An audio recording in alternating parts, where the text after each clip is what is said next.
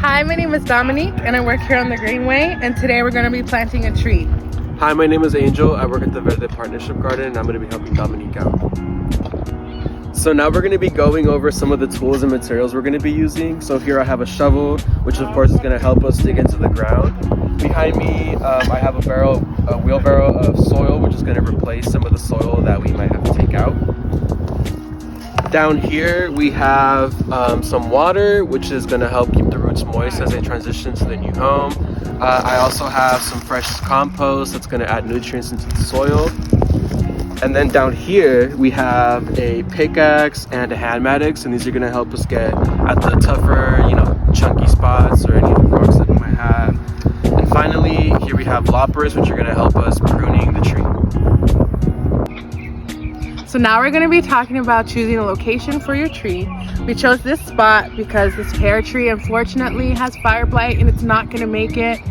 And we're going to move the hole over a little bit more because it's too close to this apple tree. This spot has beautiful sunlight, and there's an apricot tree across the way, and we want to plant like trees, give it a friend to help produce more pure fruit. Digging up our pear tree to replace it with an apricot tree. And while we're digging up the hole, we're just going to be mindful of the dirt, the texture, and just the surrounding areas, just to see if we need to add anything or if we really need to take anything away. So here we go.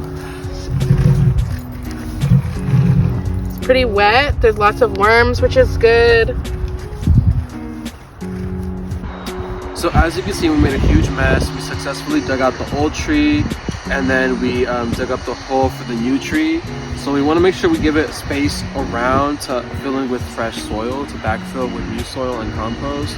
We also don't want to make it super deep, so we only want to cover the roots and then some of the root stock or some of the trunk in order to give it more stability, as the wind moves it. I just want to make a point for the root crown here.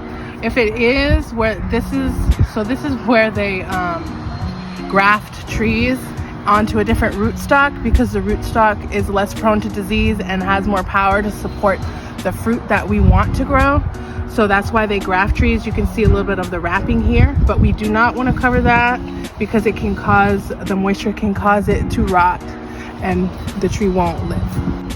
And I just want to give you guys an example of some clay soil. So that's why it's good to have some nice fluffy soft dirt and compost to backfill with.